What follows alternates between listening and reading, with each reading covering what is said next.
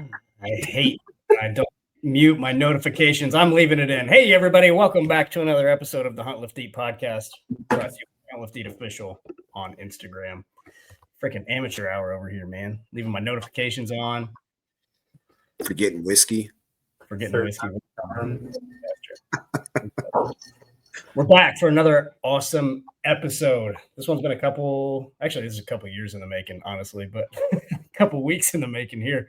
Now that we're back on real life Wi-Fi, Carter and Kerri back again. Yeah, dude. We get to talk about something that you like a whole lot, or maybe you have more of a love-hate relationship like I do with archery today, Kerri. Yeah, I'm excited. So our guest today is not really a guest. He's been on the podcast many number of times, fellow HLE team member, Western hunting guide, archery coach, and my dear friends, Keifer Rogers. What's up, buddy? What's going on, fellas? Dude. Third Glad to time. have you Once again. I said, glad to have you on here once again. Yeah, no, I appreciate it as always. And I hope the whole rest of the podcast is just everybody talking over each other, like the entire time. That awkward 3-second pause, and then So let's compare, Keifer. You pretty much always have bad Wi-Fi wherever you are. As my favorite nomadic individual, I love you dearly. Where are you these days? I am currently sitting in Casper, Wyoming. This is probably my best Wi-Fi signal in the last 3 years. So take advantage of it while we can before the hunting season starts. So awesome, man. Well, let's jump into it. I've been really excited to do this one because you've come on this podcast a number of times to share your knowledge and your experience. You have a number of, you're an East Coast boy like us who moved west, and dove, whole hog into Western hunting, Western style hunting, and you killed your first couple elk out there, and then you started guiding and outfitting, and now coach archery as well. So you've kind of gone full Jeremiah Johnson in the 21st century, which is pretty sweet. But even with you sharing your knowledge on a number of podcasts, we've never jumped into kind of your story because you live a pretty unique life. Yeah, we what did we say last week? An unconventional. That's kind of what we're tagging this as. I forget, somebody said it right before last week when we tried, and I was like, that can go two ways, but we're gonna stick with the Jeremiah Johnson way. But yeah, it's been a journey the last 6 years.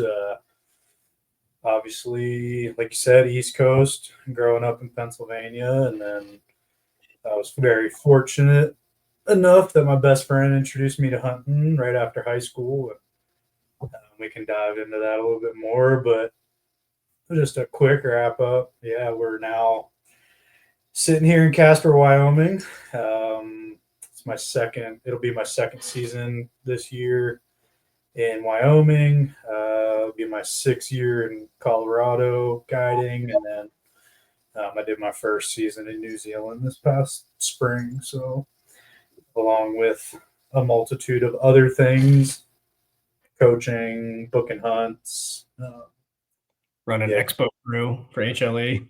Running the event crew last year was a grind with Kerri and Garrett and Luke and all the boys, and yeah, it's been coming down to Georgia for my event too. Yeah, Mountain Archery Fest. We had the skeet shoot. Last year was kind of crazy getting out of Denver and just getting on the road, and got to meet a ton of people. And super grateful. I mean, hell, I'm still in contact with a lot of a lot of people that we met last year. Obviously, we took a step back as a company, but for good reason, and we're going to come back stronger and just getting things in order to take it over. So, but yeah, as far as personally, yeah, there's a multitude of things that happen day to day, and it's as anybody in the guiding world knows, it's hard to make a year-round living at it. Carrie, you got your start this past season in Alaska, and we've talked about it a little bit, so sure we can get into that. Yeah, if you want to be a full-time guide, man, you've got to either live in the basically South Texas, or you got to be willing to travel a lot. Yeah, that's like I said, the traveling. It's everybody asks like, "Oh, where are you at?" I mean, you just said it, and you got to be willing to chase the seasons, or you get in like your West Texas, South Texas that has year-round opportunity, or change. I primarily guide big game. I'm getting into fly fishing. Hopefully next summer, be able to do a little bit of guiding on that side of the house. And that's honestly to fill the gap. Right? It's I kind of fell in love with it. I tried it in New Zealand, and it's very similar to archery. I made fun of fly fishermen for a long time. Then I picked up a fly rod, and I was like, "Oh, this is exactly it's an art." Yeah. I mean, it's purposely handicapping yourself, like same way that we take, instead of a rifle, we grab a bow. But yeah, there's an art to it, man. It's awesome. It's a more expensive way to catch fish, man. Just like freaking bow hunting. More expensive way to kill a deer. Both are dumb, and I love both, but I hate them. I 100% agree. When I picked up a bow, I was like, "Oh, I get to hunt a lot more." Yeah, that just means more tags, more trips, more this, eating more tags, like more heartbreak opportunities. Yeah, anybody that actually bow hunts understands you're gonna miss. You're gonna wound an animal. Shit is gonna happen. I mean, dude, all that same stuff happens with a rifle too. It does, and that's, I mean, obviously guided. We see the reps on that side of the house, but nobody talks about it because guns just kill immediately, and that's not the truth. Yeah. It's overexposed on the bow hunting side, I would say. Yeah, man. So for this episode, Keifer, before we get too far into the outfitting and guiding, we're going to roll it back to the beginning, just like we would any other podcast guest. And,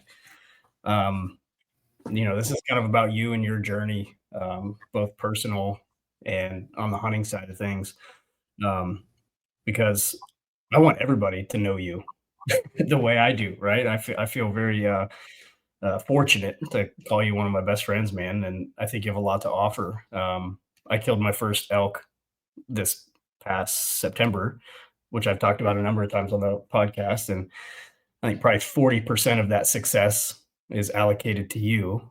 The other 40% is probably to Gabe, like 10% to Luke for creating Hunt Lift. Maybe 10 for me, getting lucky slinging an arrow. But I want to talk about your archery coaching and everything there. But let's roll it back to the beginning, man. And don't spare the details here. It can be hard. I find it hard to talk about myself, right? And I know you do too. But let's roll it back to the beginning. Walk us through your introduction to hunting. Who got you started? You mentioned one of your best friends, and what made you stick with it as someone who you didn't start hunting till after high school, right? So who got you introduced to it, and what made you stick with it? Yeah.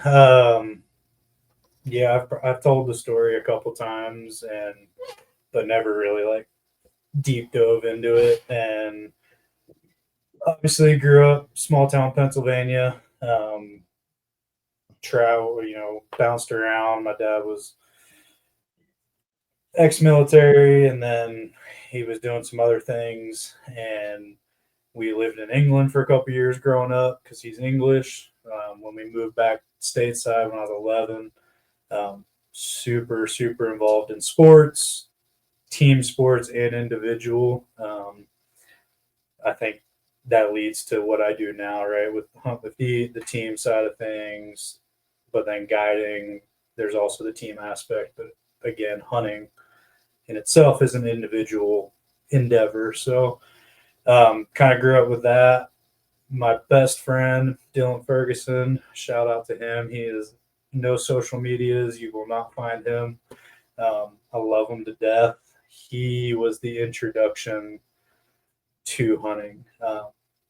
Honestly, looking at high school, it was kind of the jocks versus the hicks, and there was a whole dynamic there. And I just looked at hunting as I had nothing to do with it.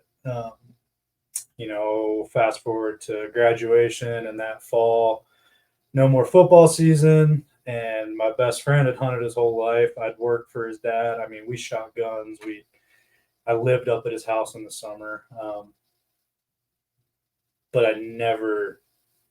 it was just something they did. It was never like my parents didn't hunt. I have two uncles that hunt. My cousin, he killed a big buck when he was like 13 and then kind of hung it up for a few years. We actually got to hunt this past January up in Maryland. He's getting back into it now that he has a teenage boy. So he's, trying to pass on the tradition of it. And I'm very grateful for that. And, it's something now with my best friend having a little one. He's got a 3-year-old. So we're very involved. It was kind of a part of the reason for this podcast. It was like, I want him to have something to, like, who the hell's my Uncle Keifer, right? Like, yeah. I know you guys both have kids and it's a big deal. So, but yeah, 18, right after high school, he was like, all right, we're going hunting this fall. I'm like, what the hell does that mean? He's like, well, go get your hunter safety course. So I did that online. That was it. It was just go do it. So I just Google searched it and went through it. And, fast forward a week later, I think we bought tags, rifle season in Pennsylvania. And at that point, it was still the Monday after Thanksgiving. So we sighted in guns that Thanksgiving morning. And then Monday rolled around and we sat in a tree for 12 hours. And I was like, this kind of sucks. It's cold. It's miserable. Like, what are we doing? Didn't see anything. Like, it was just kind of, his dad was there. I mean, it was cool because there was a group of, his dad and a couple of his buddies and then us, his brother-in-law, who's one of our like main hunting partners now. But I was just like, bro, this kind of isn't fun. And then day 2, I don't know what clicked, something, but I couldn't get enough of it. Like, I think I just actually slowed down and I watched, and it was like the woods came alive.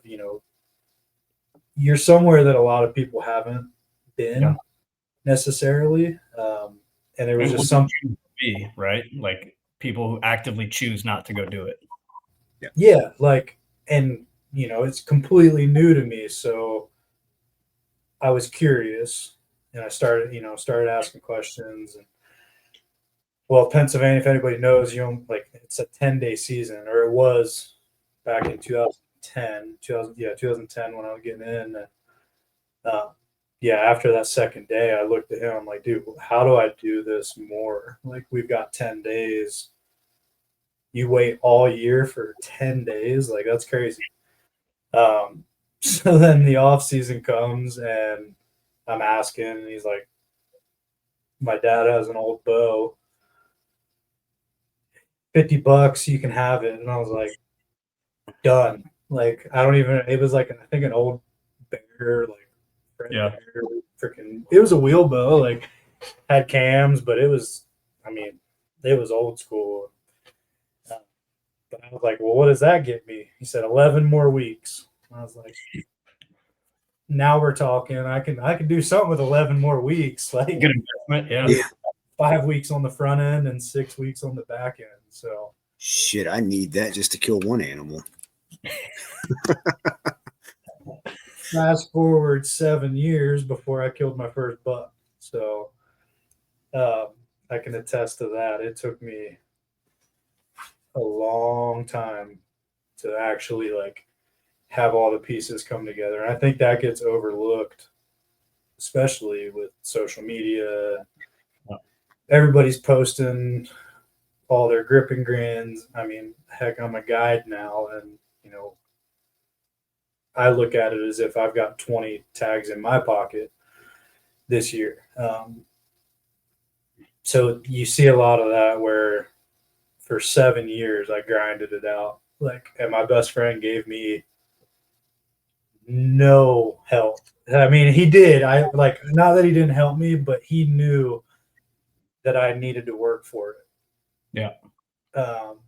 It wasn't, this is like the hill Appalachia, like foothills. This isn't down in farm country where we've got feeders and corn and stands. This was public land, state game lands in Pennsylvania. Like every night after work during hunt season, I was there, even if it was 2 hours, if it was 3 hours. But like I grinded for 7 years. I actually moved to Florida, flew home for my first like season out of state, and he was like, well, you came home 1,000 miles. He's like, I guess I'll let you climb the same tree that I'm in.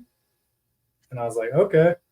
An hour into daylight, I got my first buck on the ground, and I'm like, dude, I've been sitting across the creek 500 yards from here for 7 opening days, and this is what, like, yeah. But it all kind of started to click. So that was like nobody sees that part now, right? And it's kind of what I wanted to talk about is like, it's not all what you see on social media. It's not, everything's not perfect. Like we've talked about it on the podcast, like the stories of failure are probably like, well, they are. I mean, it just makes you learn at an accelerated rate when you can fail fast and fail forward. And hopefully it doesn't take anybody that's listening 7 years, but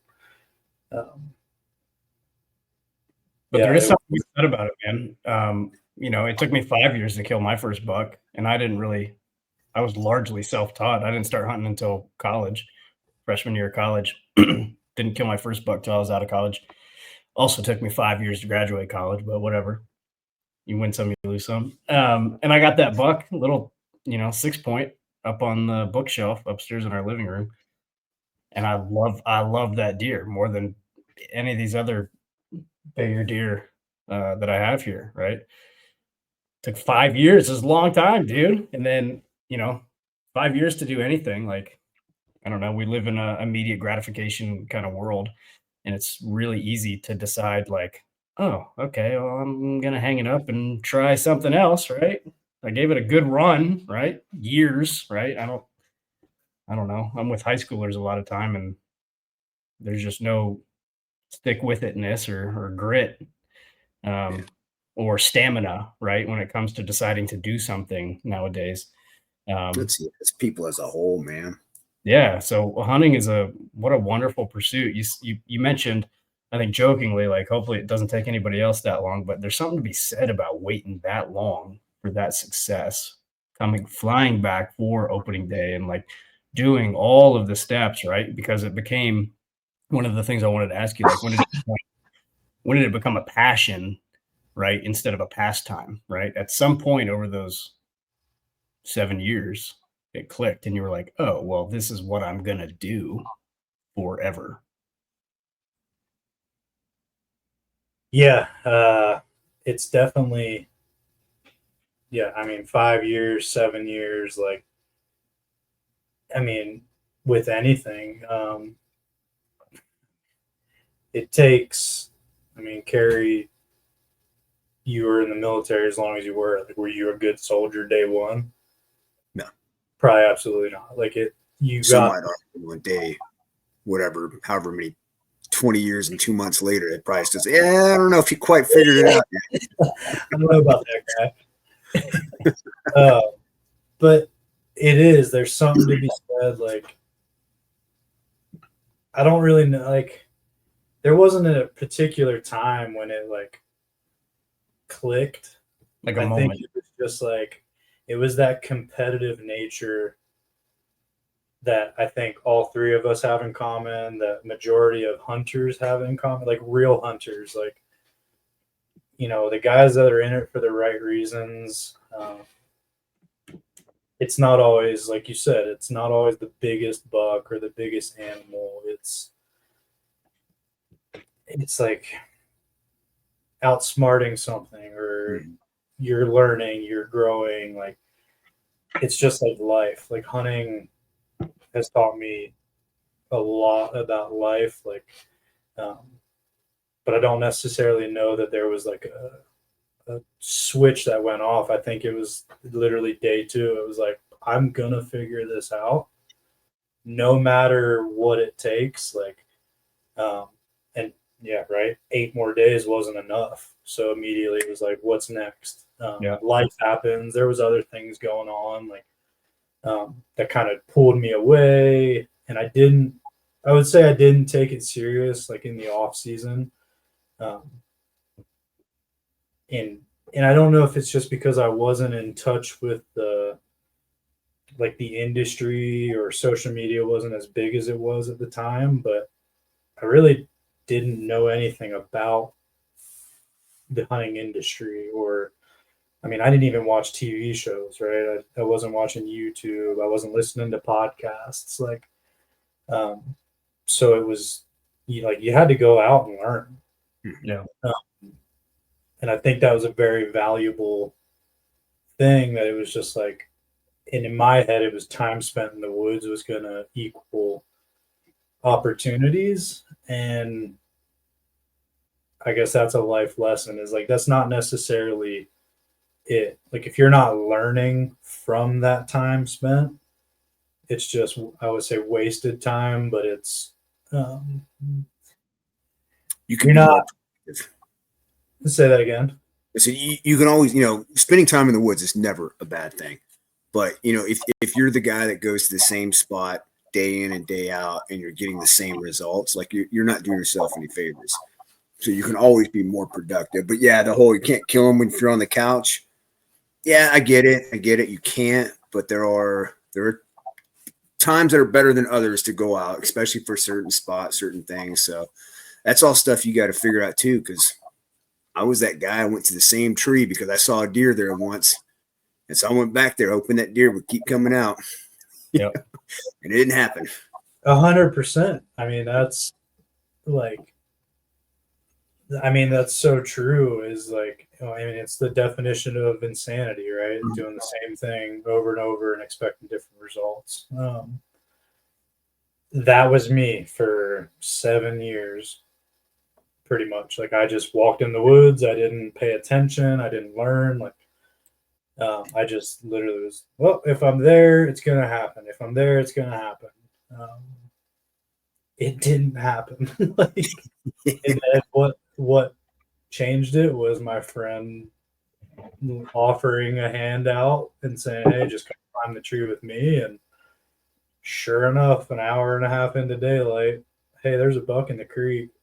And I'm looking the other direction. I'm looking up the mountain and he's looking down. We're literally in climbers.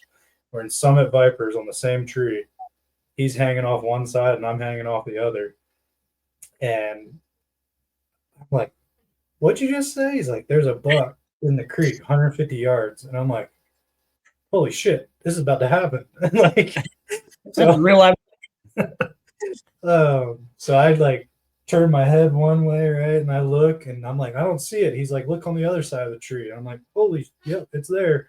So I get my gun, my old trusty, I don't even know, it wasn't even my gun at that point. I was borrowing a gun because I had flown home. And yeah, he's like, leans away from the tree. I don't remember why we did that, but I think he just wanted to make sure I didn't shoot him in the back. If I'm being completely honest. But he leaned away from the tree and he's like, he just plugged his ears and I was against the tree and boom.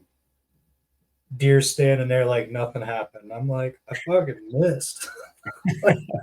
So at that point, I rack another round and he turns and he starts walking directly towards us. And I'm like, oh shit. So I just put it on his chest and squeezed the trigger and he dropped. I mean, just went right down right there. And I mean, him and I we just were hanging in the same tree in Kansas this past year, which would be 15 years later, 14 years later. And like, or 7 years since I killed the first buck. And the same emotion, right? Like sitting there with my best friend, he just shot his first Kansas buck.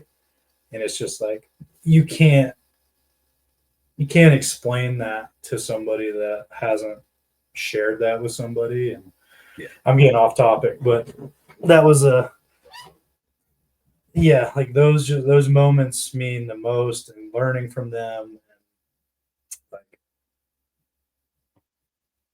like just paying attention when you're out there, like every time. Now that's probably my number one piece of advice to anybody at this point in my journey through hunting is just every time you go out, you can learn something, right? Like be present, you can learn. And that, like, that's where I was going. It's a piece of life advice, because it's the same in business. It's the same in anything, right? Like definition of insanity, just keep doing the same shit and expecting something different, or change, adapt, evolve.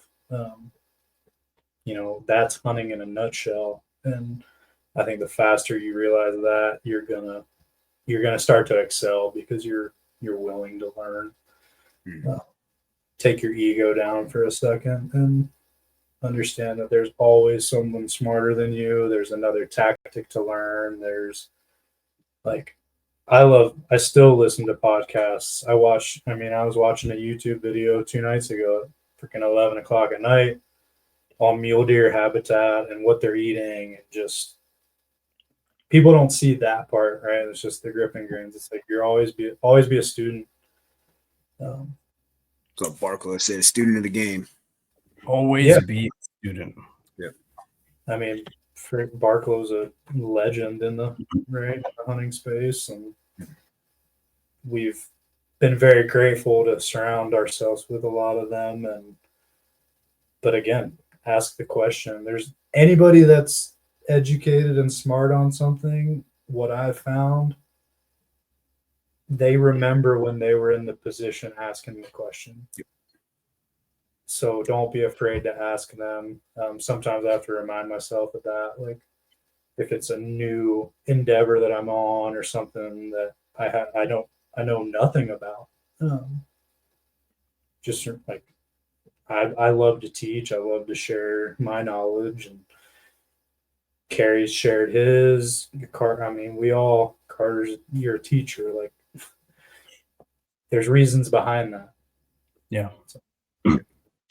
Yeah, man. Now I'm thinking about this episode of like trying to put myself in the position of your best friend's kid when he's older and can go back and listen to this, right?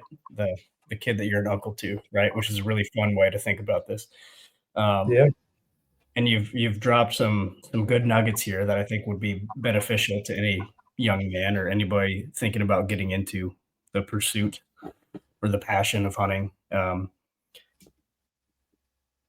It's funny, like if you're not doing this and you're not learning every season, like forever until you die, then you're missing out. You're doing it wrong for sure, right? Mm-hmm. You just made that point very well, right? There's always something that you can learn, right? Whether it's habitat or whatever it is, right? It's a lifelong pursuit that no one will master completely, right? And then it's funny, I was like thinking back when you were telling that story of your first buck, like 5 years for my first buck, 7 years for your first buck, whatever. Can't Carrie's had some heartbreak in the woods too. How many times, you know what I mean, over those years were we just I don't doing know, but it only took me 2 months to kill my first buck, so I don't know what's wrong with you guys. There you go. Well, Gary was one of those like Carrie's a early master. stories. Yeah. Now it was a spike, so I don't know if you're going to count it. It counts. That's the other thing about hunting is sometimes it just freaking works out. But Yeah. how many times over those years were we just doing dumb stuff that we look back at now and we're like, why were you going to that stand every single time? Never checking the wind, didn't know what thermals were. Like, you just, oh, I put a tree stand here, I'm going to sit here. Yep. Yeah. Well, I saw in a video a guy sitting over a field. That's a clearing. I'll sit over the clearing. Well, Yeah. I did that for years because I was like, Yeah. oh, I've seen hunting videos. This is where the big giant bucks are going to be. yeah.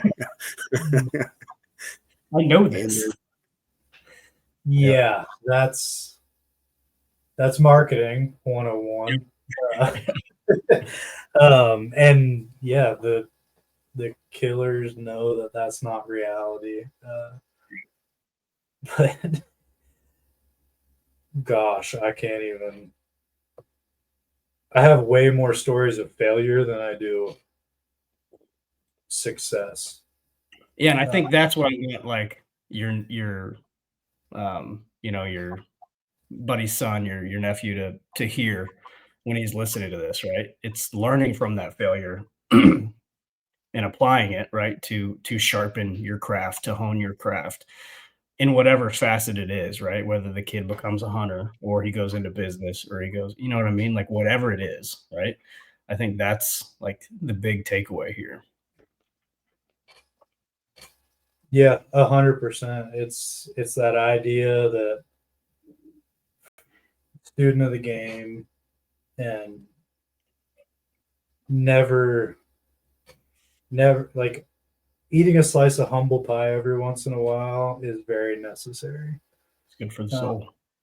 Yeah, like if life was just linear, and I mean, here we can deep dive into that side, right? The mental game, the mental health, like life in general. Like you're gonna take 2 steps forward and 1 back every time. Yeah. Like, and the sooner we grasp that concept and become okay with it, because I think just human nature and especially with social media, like comparison's the thief of all joy, and you see everybody looks like they're just skyrocketing, but when you have a conversation, the reality is like, dude, they got kicked in the teeth for 7 years. Yeah. They got kicked in the teeth for 5 years. Carrie took 2 months, but we all are that quite lucky, but it's coming. Like, yeah, right? It's inevitable in the hunting space, and you've probably already felt it, right? Like you just get kicked in the teeth and knocked back down, and like what's the Rocky saying? Like it's not how hard you can get hit, it's how many times you can get up or whatever. Like yeah, if I were to be talking to that little 3-year-old right now, eventually he might hear this, and that's what I'd tell him is just keep getting up. His dad's my best friend, and throughout life we've leaned on each other and always kind of picked each other up. And to surround yourself with those people as well. Like people are going to push you and try to make you better, that like I saw something, I think it was yesterday. It was just like, it's easy to, and we've all probably been there, it's easy to be the acquaintance that's drinking and partying and this and that, but like the friend and Carrie, right? You're doing it because you're fat. Reality, Carrie wants you to be a better freaking human. Yeah. Like, and and people might catch that as arrogant, but the people that understand it, like, it's not coming from that place. Like, it's like, and I know that about you, and the friends that I've, had tough, difficult conversations with, right? It's like, hey, dude, you're fucking up. Like, pull your head out of your ass and let's go. Like, I'm your friend. Like, we're here for each other, but like, I'm not cool with certain things. Hmm. I'm freaking, none of us are perfect.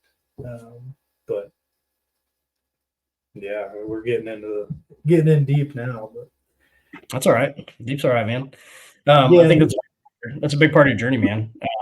And so transitioning, a little bit from these early years, your experience where you decided this is a passion that I'm going to pursue for the rest of my life. I don't know the part of the story where you decided to come west and then jump into guiding, right? I know, and I want you to talk a little bit. You're very good with people, right? Um, I think that's definitely one of your strengths. So, was guiding a natural progression? Was that part of the game plan, or did that kind of fall in your lap? um, I mean, it kind of fell in my lap, uh, and God's got away with just things shaking out. I think the three of us have had individual conversations about life and his role and his plan, and uh, leaning into that at times. And even this was before I, you know, really leaned into my faith. I was actually really far away from it for a long time, and now looking back, I can go. There are certain things that stand out that are like that didn't just happen for a reason. So kind of the transition into it and back to right, just myself as a you know growing up. I worked for my best friend's parents. They owned a catering business. They still own it. If you're ever in Fairfield, Pennsylvania, Feedback Catering, go support them. Uh, they've been good to me and my family throughout the years, and but that's kind of where it started. Was I was working the back line, running 16 fryers at a time, like, and then running up front and taking money and dealing with customers. And it started. That was when I was 12, into the customer service world, and then just throughout life, most of my jobs, I've done a lot of things from construction to driving truck to sales and all sorts of things, but everything's kind of, and then maybe that's God, right? That's him bringing me back to that. Ultimately, it's people and connecting with others. And um, so the way I got into the guiding side and how it kind of fell in my lap was I left Florida, I moved to Texas. I This was year six or no, seven. So uh, after that season, I moved to Texas and applied for one of these draw hunts. Kerri and I have been talking about it because he's getting ready to move down there. Put this on a public podcast. People might get upset with me, but Texas has some pretty cool opportunities if you look into the state itself as far as hunting, outside of just private land ranches and stuff. So check that out. But I drew a hunt. That was, we talk about like pivotal moments, right? I had shot my first buck. And then that year in Florida, I had shot my second buck, same season. And then the next season next summer drew this hunt. And that was the pivotal moment of actually my archery and like that side of the house. And I deep dove. I mean, I went and bought a new bow. I thought I won the freaking $100 million lottery drawing this tag. Like it was a totally new concept to me, like winning a tag, anything. And I took it super serious. Ended up killing a buck on that hunt with my bow. That was my first bow kill, which was super gratifying. But I remember like I came home And I called my best friend and I was like, hey, you guys have been going elk hunting since we were 18. When's the next trip? Because they go every other year. And he was like, well, we're not going this, or obviously this year, we're going next year. And I was like, cool, man. I will quit my job if I have to. I am going elk hunting. Like, I'm a hunter now. This is the, in the last year and a half, I've killed 3 bucks. Like that was probably the pivot. And that would have been middle of November of 2019. Yeah, 2019. January 1st, 2020, I met Preston Leslie. He is a friend of mine who introduced me to guiding. I met him at a 3D shoot down in Austin, and I was already looking at going to a guide school because I had a little extra money, and I didn't know what I was doing. I was working valet. I had no direction. And then I meet Preston. First 2 targets we shoot on this 3D tournament. He tells me he's a hunting guide in Colorado in the fall. Like, shot 4. My freaking bow I forget what happened, but I couldn't shoot the rest of the tournament. I could have just walked away. But again, I think God had something to do with that, because I remember walking the rest of the course and just talking to him and trying to pick his brain. And he was like, man, he's like, let me, I don't know what guide school is, but let me make a couple phone calls and see if I can get you on something. And then a couple weeks later, I'm like, hey, these guide schools are filling up. What's going on? And if anybody's listening that guides now or does anything in the space, like, after hunting season, most of us are completely burned out and we just disappear for a month or so. We don't talk to anybody. Like, we just shut everything off. So that was basically his response, was like, man, it's really hard to get a hold of these ranchers and stuff this time of year. And I was like, all right. An hour later, he freaking messages me and he's like, you're getting a call from Colorado tomorrow. Okay. Sure enough, I'm at work the next day. The phone rings and it's Trent Snyder. Calls me up out of the blue, and I hear you want to be a hunting guide. Yes, sir. I'm like, what does it mean? And he's like, he starts going into it, and he's like, what's this guide school deal? And I kind of told him, and he's an old school rancher, grown up his whole life doing it on the western slope of Colorado. And if you know the space, like, there's ranchers that get into outfitting, and then there's like hunters that become outfitters. Trent, for everything I know of him, he's a rancher through and through. Like, I think probably 2nd, 3rd, 4th generation. I ended up working on the ranch that summer, but basically he said, you get here 2 weeks before season and I'll line you out and we'll give you a shot. Sounds like sounds like you can have a conversation, because I think the first time we talked was 2 hours. And then, hell, I think I had one more conversation with him and told him that I was going to be there.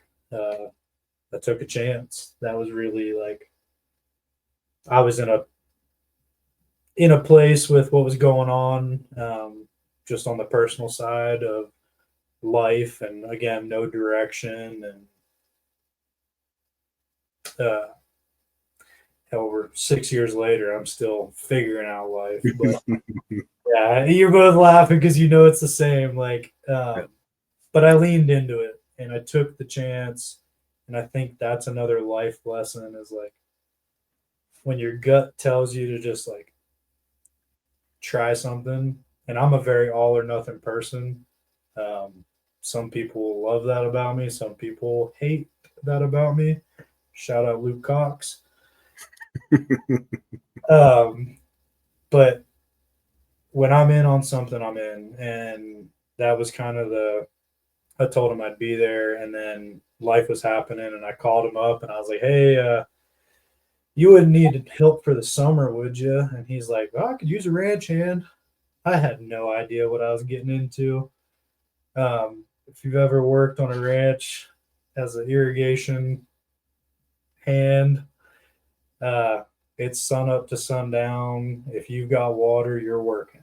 I think we worked like 97 days straight right when I got there because I ended up going up 2 weeks before COVID hit, 2020. And then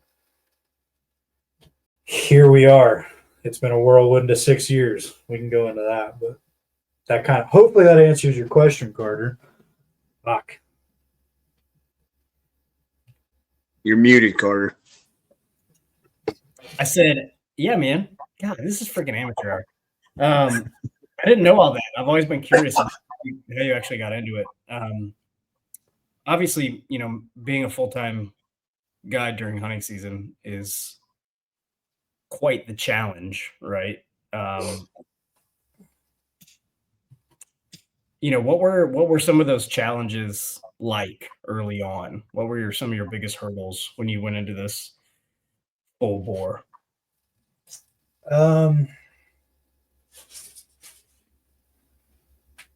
To be honest, I didn't have a plan. I mean, hell, I still don't have a definitive plan that's ever evolving as I get older and things change. But the early challenges, like that summer I worked on the ranch, I didn't care what I was making for money. I was there to learn. I was very fortunate to be in a position that and I'm debt free. I don't have external factors tugging at me. Single, no kids. Again, You hear that, ladies? Single, no kids. there's sacrifices. Very strong female population listens to this podcast. It's there's a lot of sacrifices that went into the early, and still it's, and anybody that is a guide that might be listening, I guarantee they're sitting there going, yep, I know exactly what you're talking about, because you start to get torn, especially as I get older and you look at what, family and kids or chasing this passion. And that's probably the number one struggle and challenge, is trying to navigate that. Again, back to chasing seasons and everything. And to any of the younger listeners that are trying to get into this game, like, I didn't start till I was 28, 27, 28. And if I could go back, right, like everything, if I could go back, I would have done it when I was 18. Yeah. Yeah. Well, I started when I was 40. If I can go back, I'd do it at 38. Yeah. But, you make the most of it going forward, and you just lean into it. And as far as challenges, like, it's seasonal. I didn't like anybody that was like, oh, I'm a hunting guide. I just thought like, oh, you're cool. That's what you do. That's your profession. 90% of guides are not full-time. They're not year-round. They have second jobs, third jobs. I mean, I'm still, right? Like, I do a lot of different things throughout the year to make it work.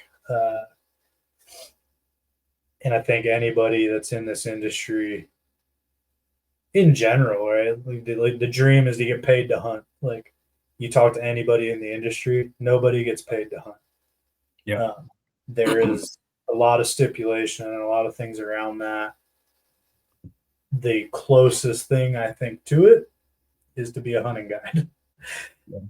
I do get paid to hunt. I do get paid for reps. Somebody asked me last night, like, do you actually get to hunt for yourself, like, ever? And I was like, yeah, I mean, I've got I got 3 tags in my pocket this year. To be honest, when that time comes around, like it doesn't get the same amount of effort that the first 7 years got. But I've learned so much that the efficiency side, I'm able to use a lot of that. And Kerri, you're shaking your head like, right? Yep. I can pretty much go find elk within a day or two, even in over-the-counter units in Colorado. But it's because I've spent 100+ days for the last 5-6 years doing it. Yeah. So, there's a lot of challenges, and you give up. If you want to hunt, if you want to pull the trigger, don't be a hunting guide. Yeah.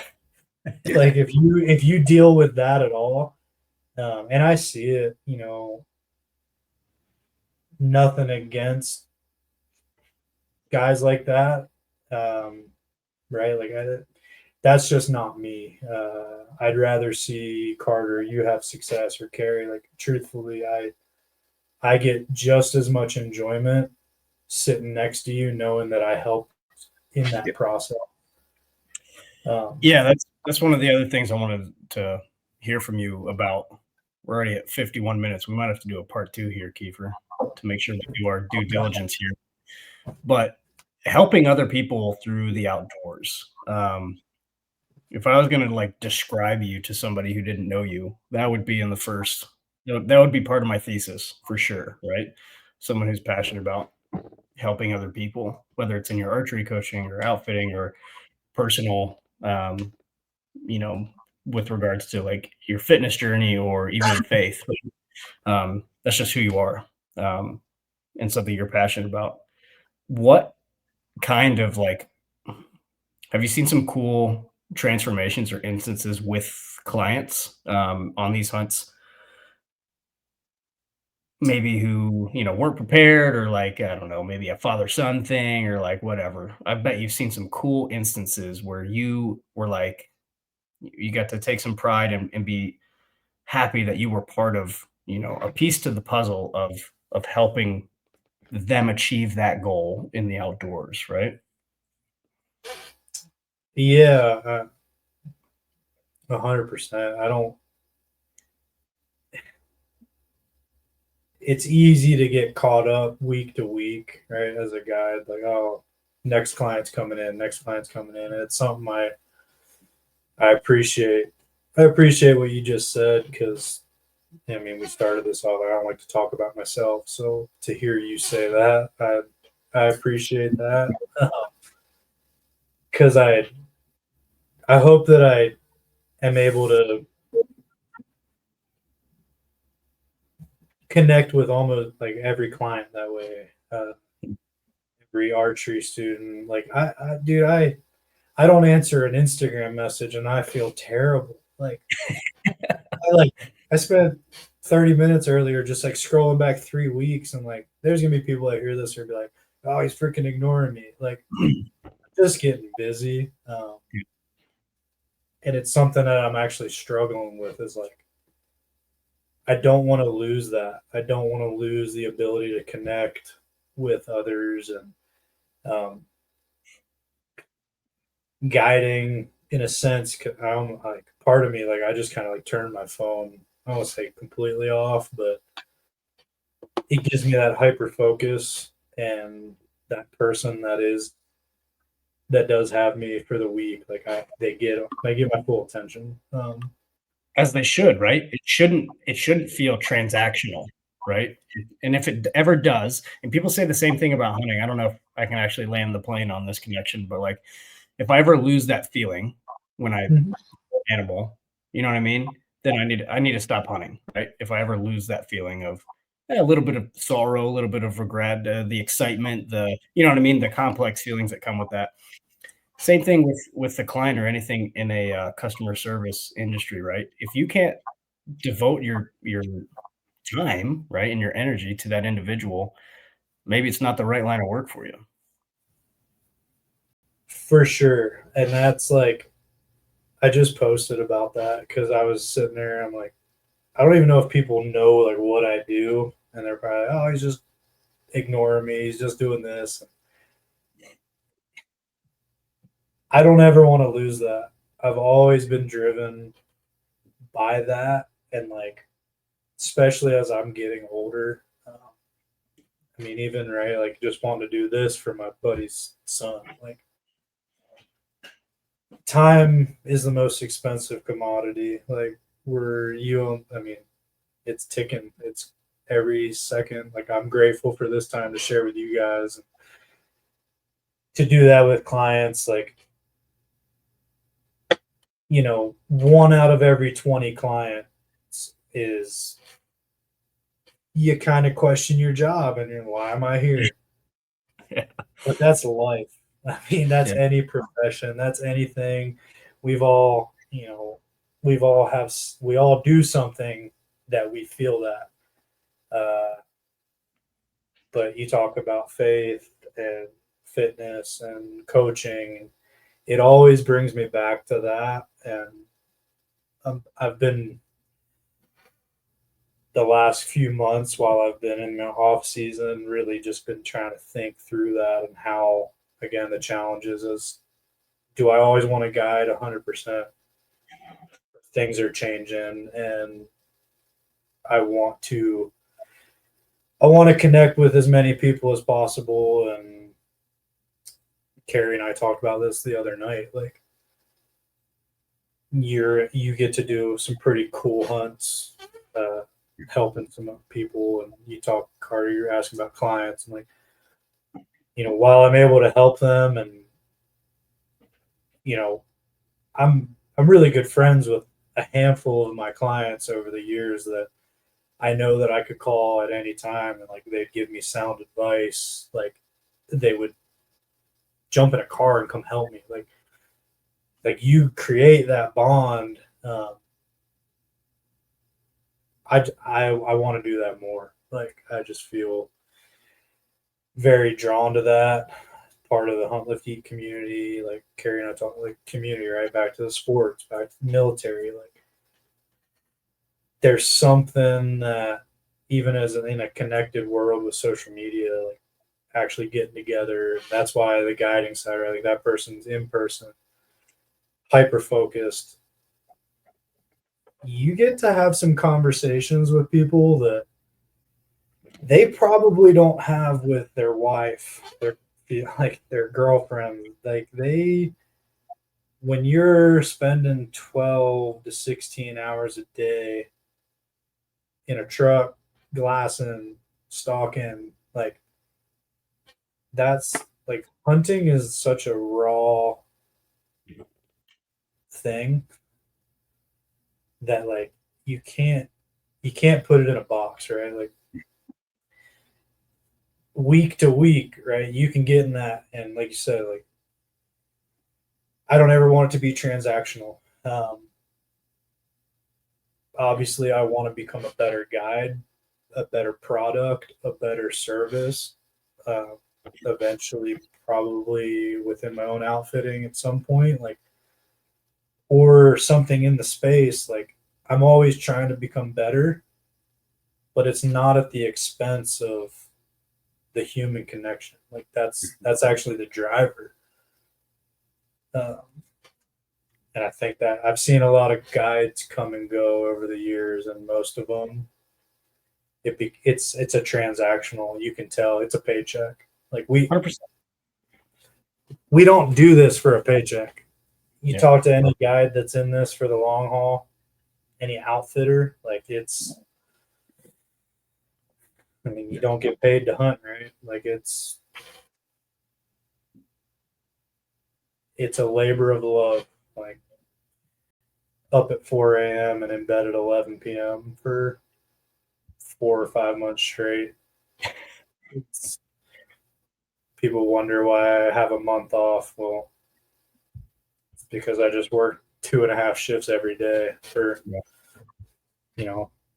sure Carrie understands that. Obviously, with, when you're on deployment, right? It's you're wired to go at all times. Yeah, man. Yeah, I think that's a testament to, what a good guide is, right? If you're having those conversations like you're mentioning with those clients, the value's there, right? Because there's just like in teaching, just like in the military, just like in whatever, right? There's a gazillion teachers out there who are garbage, right? And are just doing it to get that sweet pension that Georgia offers. Probably same thing in the military, same thing in guiding, right? It's just a placeholder, it's a whatever, right? It's transactional, it's customer, whatever. If you're having those conversations with your clients, the conversations that you mentioned, right, that they're not having at home, um, which they should, right? But there is some liberation when you're on the mountain and seeing a beautiful sunrise or sunset or whatever, Can't. an elk that you just put down or like whatever, right? There's definitely some liberation there for those conversations. You're doing it right, right? And you're there for that individual. And just to circle back, like that's what you're good at, right? You're good at that human connection because it's not transactional, it's real. And so we're definitely going to have to do a part two here because I have a long list of things I wanted to talk to you about. Your fitness journey in particular, right? Yep. I think that would resonate with folks a lot. Your archery coaching, because selfishly, I'm your number one cheerleader when it comes to your archery coaching. I want everybody in the world to know about that. And then Yep. something that I think Carrie and I haven't talked about this directly, but I think it would be really awesome to talk about because we've mentioned it on a couple different podcasts briefly, but faith found through the outdoors, and maybe talking about that liberation that comes with hunting and being able to discuss that with uh, other folks. But um, Keifer, kind of like my last heavy hitter I'll leave you with is like if there's somebody listening, right? You mentioned if anybody's thinking about getting into guiding um, or even not guiding, right? If anybody's like feeling stuck or overwhelmed by life at various points you talked about, I didn't have a plan, like I didn't right? I didn't know what was going on. If anybody's feeling stuck or overwhelmed, what would you tell those folks? Because you've done a little bit of everything. Um, and that can definitely boil down to spend more time outside if you want it to. But you have a lot of experience when it comes to I don't know, you've kinda sampled it all, man. So what would you tell folks who are, maybe feeling stuck in life and maybe don't know quite what their purpose is or how to make that plan? You definitely dropped a heavy hitter. Uh, Only because and I'll say this so you can have time to think about it, only because I think you have a great answer to it. Um, and if you need to sit on it, that's cool too. We can jump on it in part 2, but, I think it's a really good question that people probably don't bring up a lot, you know what I mean? Because I've felt like that plenty of times in life. Um, Whoa, hey, what am I doing instead of going through the motions? Well, if you want my answer, Kiefer, maybe it'll help you figure it out. My answer would be don't rush it. Keep looking, keep driving, keep pushing.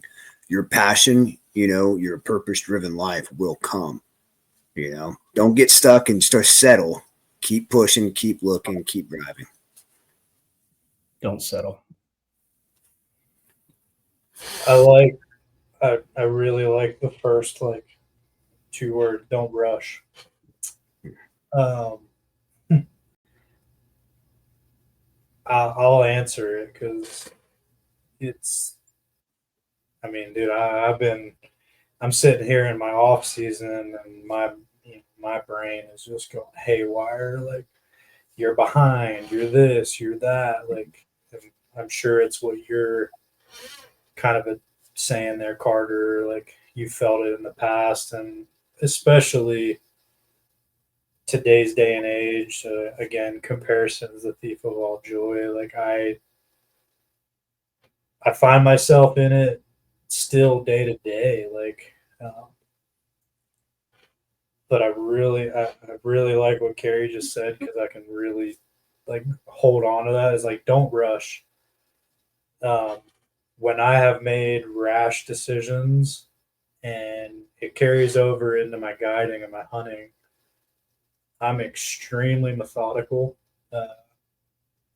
analytical. Sometimes it's a detriment. I'm not going to lie. Like, there are times in life where I probably haven't moved as fast as I need to. But on the flip side of that, like, weighing the damage, right? Like, what's the Luke and I have talked about it a lot. Like, what's your bottom line?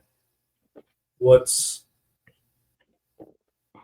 your bottom line? At the end of the day, I know that I can live out of my truck. I can live out of a tent. I can be voluntarily homeless. I've got skill sets that I can go work. I can do other things. And trusting that God will take care of me. Again, don't rush it, but listen to him when he's talking, because I've definitely jumped. I've definitely taken leaps faster just because, like, say money. It was like, oh, like, I have to make $1, and then I feel like I'm losing that connection. And I hate that. Like, that's like to me, that's, I'd rather be broke and living day to day than sell out. And yeah, I guess what Kerri said, like, don't rush. Seriously, don't. Yeah, I talked to a guy earlier today. He's on the team, Dan, and like, he's guiding, and he asked me, he's like, man, like, I wish, like, I want to do more, like this and that. And my response was, be willing to go work for free. Be willing to just be a student of the game, right? You have to learn, like, and I feel like every time when I've tried to oversell myself in the early stages, it's blown up in my face. Where if I've just gone and just accepted that this is going to be a portion of time that sucks, the reward will be well worth it. So don't rush. Trust that it will come. Even if you going and taking a chance is the stepping stone, because that's happened a lot, where I've, like, taken a chance, I've gone somewhere, I've done something. That situation didn't necessarily work out, but it put me that much closer to the next situation. Yeah. That, to add on to don't rush, like, you have to take those chances. You have to trust in the process. Like, the end of the day, like, that's really,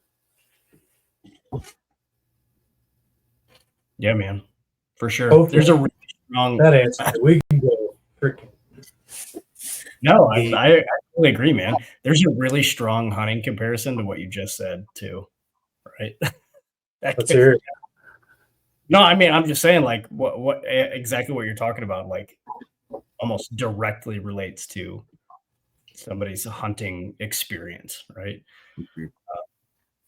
Which is interesting. I wasn't expecting that from a lifestyle question, but I appreciate that. You can relate everything back to hunting. Yeah.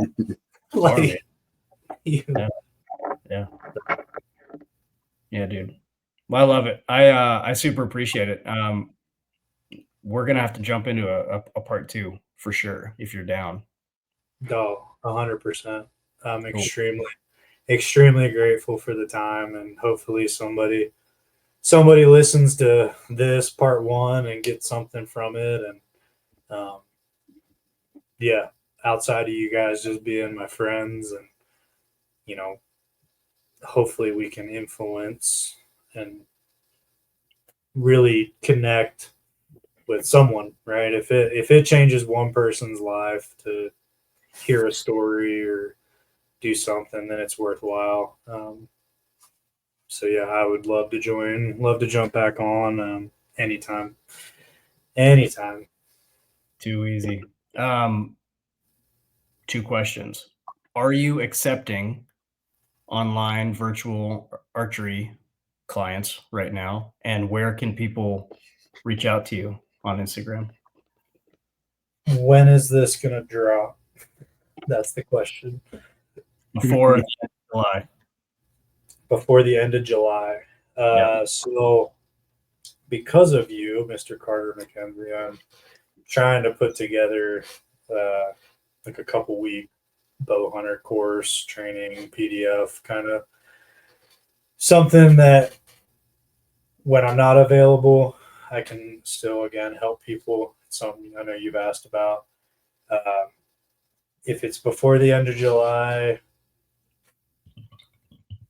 reach out, send me a message. It is getting into the thick of things. My first one is August 15th, but I'll be scouting and I'll be out and about. So back to the service deal is the big one. Everything is virtual pretty much at the moment. So, but reach out. All the worst case I can say is no, and refer you to somebody else or help you in another way. So that is Where can we message you? So Instagram at Keifer Rogers _hunts. That's probably number one, or you message me there, get my phone number. I am actually working on some technology stuff, trying to get a website up and going. As you should. As we all shake our head, as this is, none of us want to do that side of the house. So that's what I was doing before we jumped on. So if anybody knows about websites or is willing to help when this drops, please hit me up, because I'll trade you archery lessons. Awesome, man. We super appreciate it. Appreciate your time. Kerri, you got anything, man? No, man. Looking forward to part 2. Cool. Too easy. Well, Keifer, appreciate your time as always, dude. Much love. And looking forward to part 2, man. And listeners, as always, appreciate the hell out of you guys. Reach out to Keifer. He'll answer you in 2 to 3 weeks on Instagram. says the guy who checks his email once a month. I have no issue with you not responding to people. So I have 189 emails unread in my HLE email. So your name says Carter McKenzie, yet Robin was the one that emailed me. Yeah. Shout out to Robin. She's a saint. He keeps the wheels moving for sure. We're all a little dysfunctional, but we're getting there. That's right, man. That's right. All right. We will talk to you guys next week.